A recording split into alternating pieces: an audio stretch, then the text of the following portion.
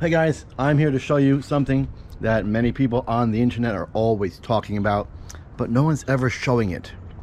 And that's how to add a second nipple to your outboard motor. I've got an Evinrude 140. This is a 90s model. And the first thing I did was take the cowling off and the sides off, so it's just easier to work with.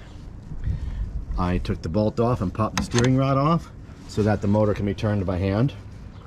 Okay, and then just pushed the motor aside.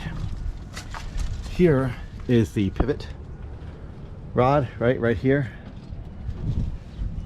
It's old and disgusting, and right in there, that's the nipple. Okay, that's the nipple that comes with this motor. It's about the midpoint, and all the grease comes out the bottom. So here is the pivot joint.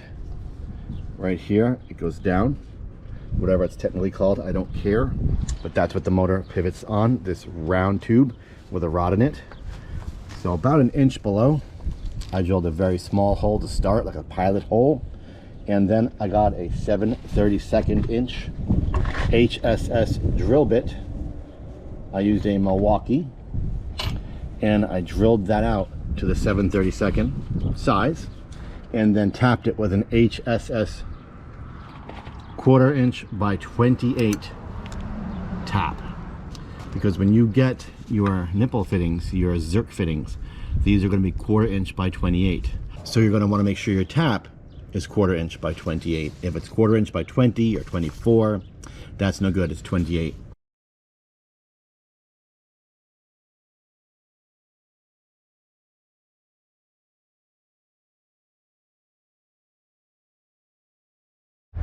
Okay, a few last minute notes. Make sure you use HSS. Make sure you use a bottom tap, and make sure you use a marine grease, not trailer grease or general purpose grease that can dry and cake up and ruin your motor. Marine grease. Now, one of the biggest problems you'll have is there's very little clearance when you're trying to tap it. So what I did was lube the handle on my tap real good, if yours is old and crappy like mine, unless you bought a new one, and I pushed the handle all the way down to start the tap. When I get to here, I push the handle down and I complete the turn.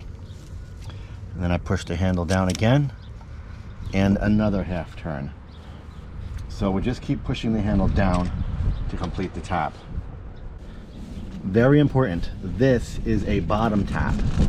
You'll notice that it bottoms out, it's very flat, and goes directly into the threads. There are 3 different types of tap. Some of them have a longer, pointier shaft, and the threads start gradually getting deeper, and that's for going all the way through, because you're going to butt this right up against the rod in there. You don't want that. You'll be boring into that rod. You want to make sure you can just get it just to the bottom and take it out. You want the threads to start immediately, because you're only going to have a short amount of hole to work with, and you can't puncture the rod below. So use the HSS bottom tap. The HSS is a high-speed steel. It's stronger, so look for the words HSS or high-speed steel, and look for bottom. When it's done, I greased it using the flexible hose. This right here. None of that metal pipe crap. I use the hose. I make sure the end is loose enough that I don't have to hammer it or pry it off. So once you've greased this all up, here and in here, you can grab the motor by hand, work it back and forth, and grease it some more.